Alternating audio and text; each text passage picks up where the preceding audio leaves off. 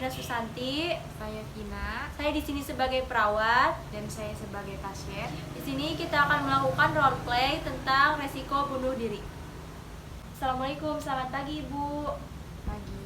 Ibu, sebelumnya perkenalkan, saya perawat Sevina yang bertugas pada pukul 8 pagi sampai jam 12 siang nanti. Ini dengan Ibu siapa? Vina. Baik Ibu Vina, Ibu gimana kabarnya? Ibu udah makan? Belum. Untuk tidurnya Ibu semalam apakah nyenyak? Tidak terlalu nyenyak. Tentang perasaan Ibu saat ini, apa yang Ibu rasakan? Saya tidak memiliki semangat hidup. Tidak punya semangat hidup. Nah, untuk mengatasi permasalahan yang Ibu rasakan, biasanya Ibu melakukan apa? Saya mengurung diri di kamar. Apakah dengan mengurung diri itu bisa efektif untuk menurunkan perasaan Ibu? Tidak baik. Bagaimana kalau sekarang kita berbincang-bincang tentang perasaan yang Ibu rasakan, kemudian juga kita bercakap-cakap tentang alat-alat di sekitar Ibu yang membahayakan diri Ibu ya. Nah, yang tujuannya supaya Ibu juga bisa mengetahui alat-alat mana saja yang bisa membahayakan Ibu, kemudian juga kita bisa mengontrol diri Ibu agar tidak melakukan hal-hal di luar dugaan ya Ibu ya. Waktunya sekitar 15 menit. Tempatnya mau di mana Ibu? Di sini saja. Ya baik, di sini saja. Ya udah, kita langsung ya Bu ya. Baik Ibu, tadi Ibu mengatakan Ibu tidak ada semangat hidup, terus Ibu juga ingin mengakhiri hidup ya. Kenapa Ibu bisa berpikir Ibu pengen mengakhiri hidup? Karena saya di PHK dari tempat kerja saya. Ibu di PHK, jadi Ibu serasa pengen mengakhiri hidup ya. Sejak kapan Ibu merasa pengen mengakhiri hidup? Sejak saya di PHK. Oh iya. Apakah ada perasaan lain atau masalah lain yang Ibu rasakan? Saya sering mendengar bisikan kalau menyuruh saya untuk mengakhiri hidup. Oh iya. Ibu sebelumnya sebelum ke tahap selanjutnya, di sini ada tanda dan gejala ya Ibu ya.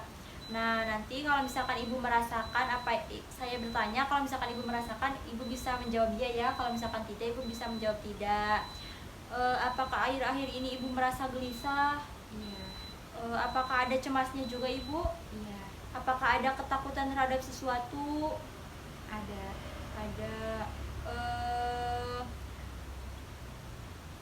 Ibu selalu menyendiri tidak? Iya. Ibu selalu menyendiri? Iya. Baik. Ibu mudah marah nggak terhadap sesuatu akhir-akhir ini? Mudah sekali. Oh, iya. Nah, dari 37 tanda dan gejala, Ibu mengalami 30 tanda dan gejalanya ya. Disimpulkan di sini Ibu mengalami harga resiko bunuh diri. Nah, untuk mengatasi hal tersebut Ibu tidak usah khawatir, saya akan membantunya. Nah, sekarang saya ingin bertanya kepada Ibu, apakah Ibu tahu alat-alat di sekitar Ibu yang bisa membahayakan diri Ibu? Kalau tahu, Ibu bisa sebutkan apa saja?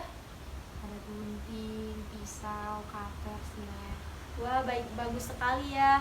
Nah, kalau misalkan Ibu melihat benda-benda tersebut, tolong Ibu jauhi ya. Nah, apakah di ruangan atau di kamar Ibu ada benda-benda itu? Tidak ada. Tidak ada, ya baik ya. Kalau tidak ada, tadi Ibu sebelumnya ke saya bercerita tentang kalau misalkan Ibu sendiri itu suka ada yang apa Ibu? Ada yang membisikkan ya. Nah, kalau misalkan Ibu pada saat sendiri kemudian ada suara-suara tersebut lagi, Ibu bisa melakukan teknik yang saya ajarkan sekarang. Nah, Ibu kedua telapak tangan Ibu di sini.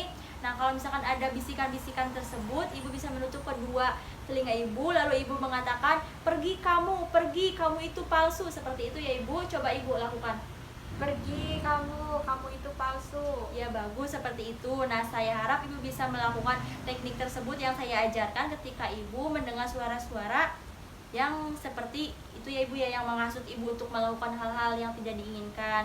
Nah baik, sekarang bagaimana perasaannya Ibu setelah kita berbincang-bincang tentang, bercakap-cakap tentang perasaan Ibu, kemudian kita bercakap-cakap tentang alat-alat yang membahayakan. Sekarang bagaimana Ibu perasaannya? Saya jadi tahu benda-benda apa saja yang dapat membahayakan diri saya.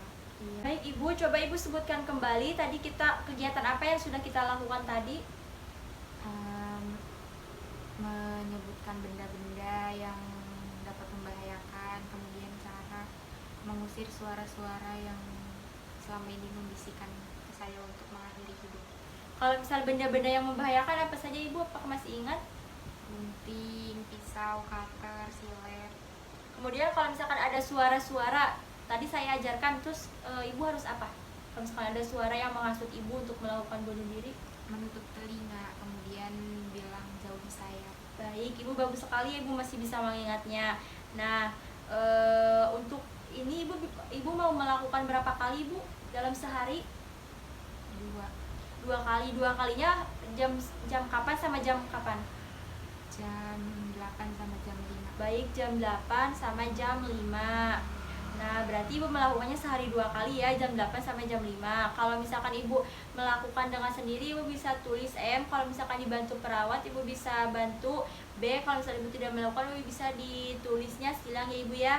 Nah, baik. Untuk pertemuan kita sudah cukup sampai di sini. Besok saya akan kembali lagi ke sini. Nah, untuk besok kita akan melakukan materi yang kedua, yaitu mengkaji kemampuan positif yang Ibu miliki, kemudian bagaimana caranya Ibu selalu berpikir positif. Untuk tempatnya mau di mana Ibu? Di sini saja. Baik, di sini saja. Besok saya akan kembali ke sini di jam yang sama, di jam 9, setengah 9 ya Ibu ya.